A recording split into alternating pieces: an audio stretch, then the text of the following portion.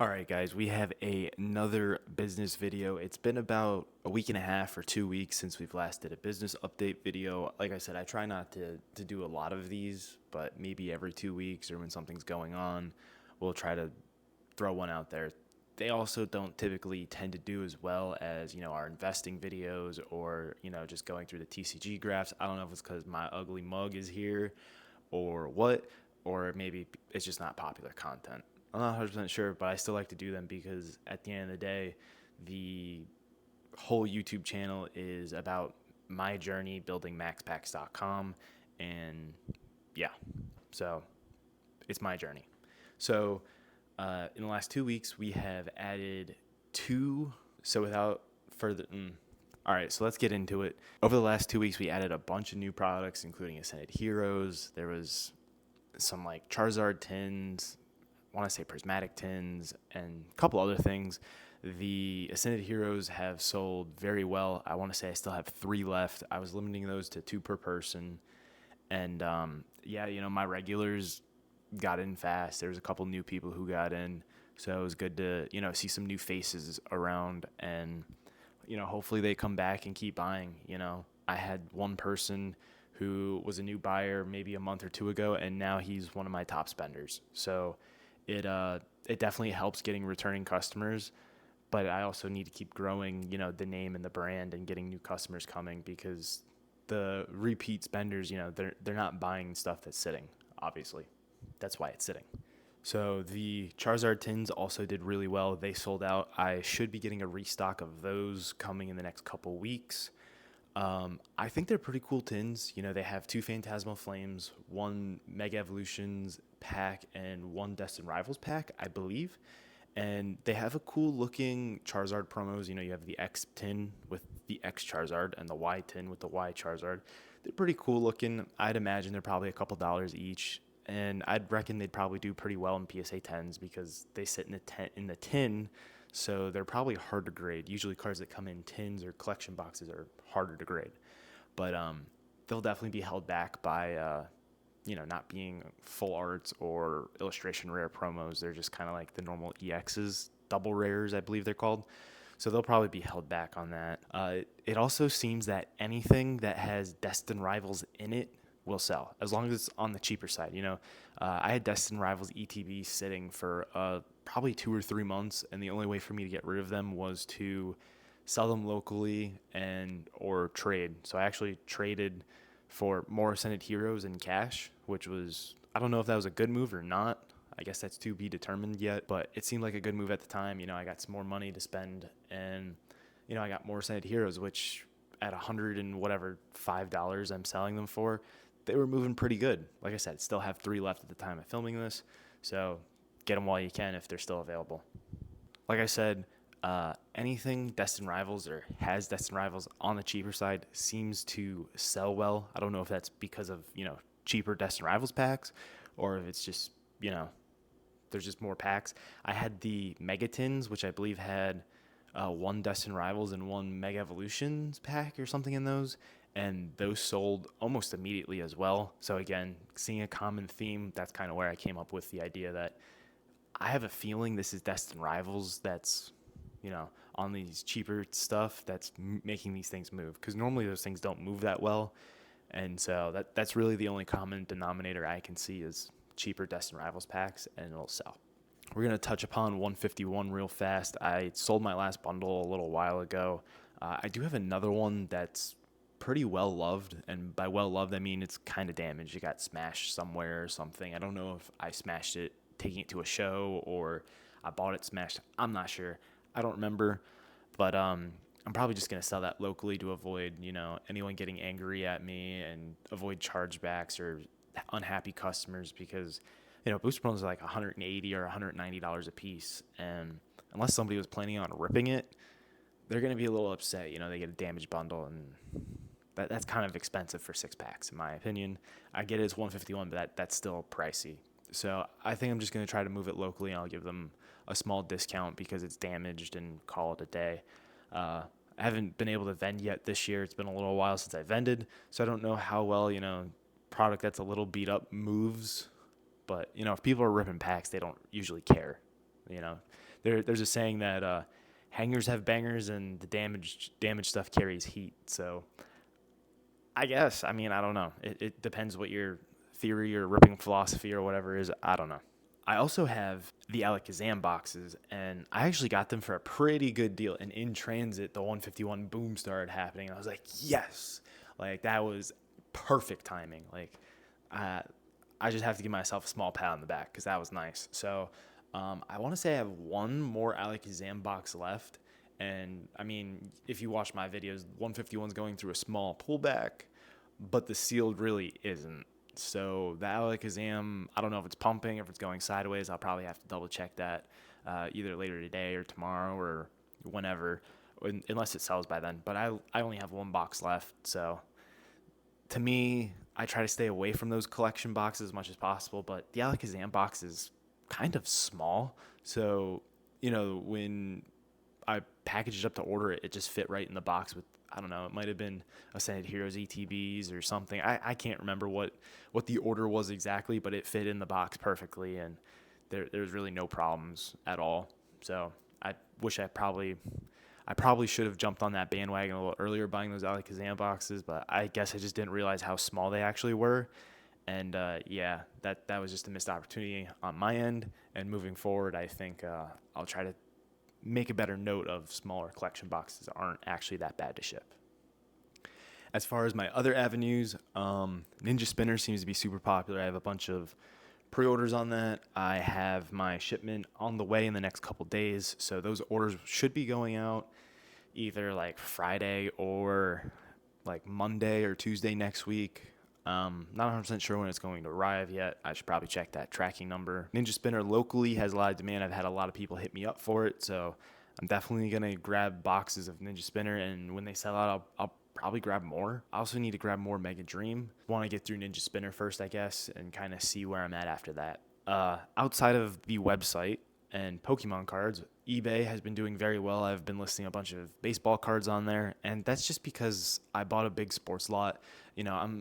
I try to stick to Pokemon and keep my page towards Pokemon or, a little bit of Magic the Gathering because I do like Magic the Gathering. It's just so expensive and I'm dealing with limited capital, so I can't be trying to buy, collector booster boxes or cases of play boxes because if I can't get them under MSRP, I can't sell them. And collector booster boxes are just so freaking expensive, like all the UBs, Universes Beyond, for people that don't know Magic, they're like $400 to $500 a box on release, and the in universe stuff is like $300 to $400 on release, and it's just like I can't sell that. Like it's too much to tie capital. If I buy 12 boxes of that, even if I could afford that, which to be honest I really can't, but even if I somehow could, and I only sold 3 boxes, well, I have all that capital tied up. I'd rather just put that into Pokemon. You know what I mean? Like it just doesn't make sense. So, as much as I want to do Magic, I just don't have the funds to do it, and I don't really have the following to do it. Anyway, I also do sports cards, not through the website or on social media really or anything like that, just strictly on eBay or local vending shows. And I bought the collection actually on Christmas last year, and it was too good of a deal to pass. You know what I mean? Like you scroll through Facebook and you can come across some good deals, and that's exactly what I did. I came across a good deal and I was like, hey, I'm interested. Let's meet up. Started looking through stuff. It was like, there's value here for sure. Made him an offer. We met in the middle, walked away with it. During the playoffs last year, I sold all my Bo Nix and almost all my Drake May out of there, and I was already at break even. So I still probably have like 500 cards to go through, and even if they're all $1, like I don't really want to sell cards for $1. It's better than selling on TCG Player for a penny, and I only make whatever 70 cents on shipping. This way, I can make, I make like 50 cents on shipping, and that's really it with eBay. So I'd rather not sell cards for $1 if I don't have to. If I can sell it for $2 to $10, like there's a couple cards I'm finding. I sold Connor something. I can't remember his name already. He's hot in baseball. He's the number one prospect in baseball. That's what it is. I'm not a big baseball person, if you can't tell. So I sold one of his like base refractors for like $30, and I have an RPA of his, and that might be getting sold for like $180. So like stuff like that's great. Like that's just icing on the cake.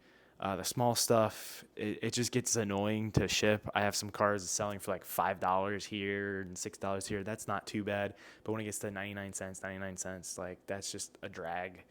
And I'd rather just sell that as a big lot at like a card show or something like that. And so I really hope I can get to a card show and just have somebody buy the whole box, something like that for, like $150, and they can do their own churn and burn through that, whatever they need to do.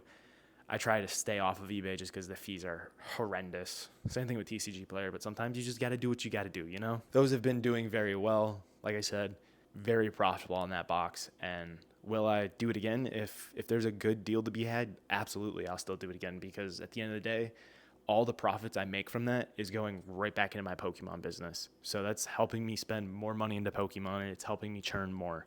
So, and the other bright side is I get to build my eBay account more. So I'm getting more feedback. I'm getting more people following my account. I'm showing up in the algorithm more, which, every time I ship something, I will also put in a business card. So if they're also into Pokemon, they'll see that I have Pokemon. They have a direct link to my website, and they can order from my website. And even better, I have a direct link from my website to my eBay. So if you do want sports cards, you can still get sports cards through my website. Kind of crazy, but I don't know if that's actually gotten me any sales that way or not, but hey, whatever. I'm trying here, If that's a horrible idea, let me know. I don't know if it is or isn't. I don't think it could be a bad idea. I can only see that being helpful. If it made my website look like shit, maybe, but I mean, my website's already kind of sketchy. So I'm not sure you could do much more to make it look worse, to be honest. We've added like 40 something YouTube subscribers. We added something like 15 Instagram subscribers, followers, whatever that is, and probably like 10 TikTok subscribers. So if you guys are new here, welcome to the channel. Thank you for being here. Thanks for supporting us. Your watch time and attention is greatly appreciated. It will help me get my YouTube channel monetized. The email list has about 8 new members in the last 2 weeks or so. So that's, still slowly building. And when I look through my sales report, that's how I get most of my sales, is through either me spamming links in Discord or my emails, which I'm trying to get better at, because when I send emails, I get more orders. So I need to keep sending emails, obviously. I had a couple sales organically, which is literally the best thing you can absolutely find anywhere. Organic sales are the best. One was through Google, actually, which more and more people have been telling me that I show up on Google for them. If they type in card shops near me or card shops in Burlington, North Carolina, or whatever, they actually find me. And I'm seeing that in my analytics, that people are finding me and clicking on my website because of that. And I also had another order through YouTube. So I don't know how that works, if they click the link through the description in my YouTube bio and it takes them there. I don't know if that's how that works. I'm not 100% sure, but that's still sweet. Like, organic growth is the best growth instead of direct growth.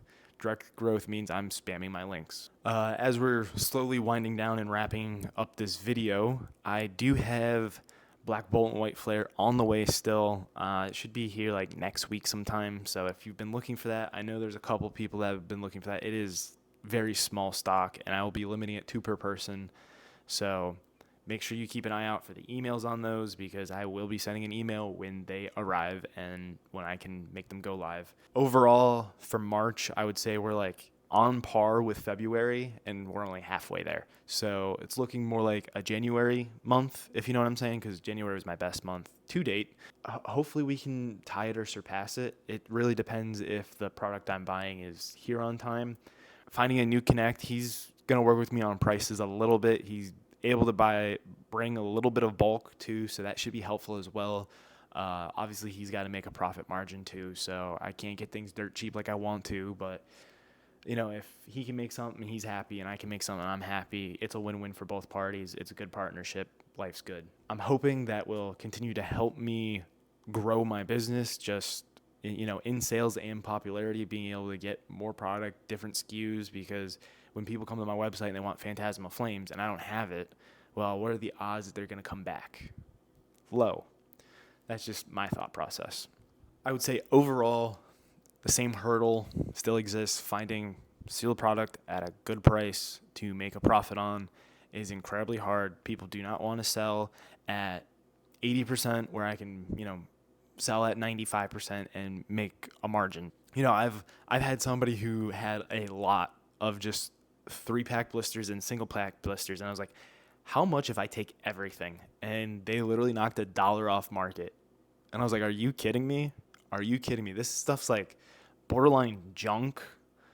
Obviously, a single pack's not junk. It's still a pack, but borderline junk stuff that would be like a filler product for me. Like it would be somebody buys an Ascended Heroes ETB and they want a Phantasmal Flames sleeve. I might make $1 off of that. Even if I can sell that at market, I might make $1. At the end of the day, I'll just take my little skimps of product that I can get here and there. If somebody has 3 ETBs, 5 ETBs, 8 ETBs, that's kind of rare now, but 3, 4, 5 ETBs and they'll give me it at a good price. Sure, I'll take those because, small, steady wins help you churn and build a business. You can't always get the home run. You can't always get, bulk stuff. And I just don't have the deep pockets, to buy cases and cases and cases of stuff or, just bulk like that either. And even if I did, it's not helping me get a discount. So what's the real point? You know what I'm saying? So as long as I can sell stuff, $5-ish under market or 5% under market, and I can still make some money, I'm good. And I'll just keep doing that over and over again. And slowly it'll keep building. I mean, I'm seeing it with my numbers. I'm seeing it with my email subscribers. I'm seeing it in revenue. I'm seeing it with YouTube subscribers. So as long as I can keep churning just a little bit and just keep getting more traffic and more people following me and more people on my email list, that's how you build a business at the end of the day. It's small little hits. You don't always need a home run. I don't have money for bulk. And even if I did, I wouldn't get any discounts. And then if I did get a discount, I wouldn't have the customers to buy it. So I'd just be sitting there with a bunch of capital tied up, not being able to pivot, get new sets, anything like that. So I think for what I think I'm doing pretty well. Anyway, that's all I got for you guys. If you like the video, smash that subscribe button. There's a bunch of links in the description on YouTube, or if you're on social media, in the link tree. Discord, join the Discord. Email list, sign up for emails. My website, shop the website, buy yourself some sealed Pokemon. I'm more than happy to package your order. Yeah, that's all I got for you guys. I'll see you guys on the next video. This is Max Bax, dipping out.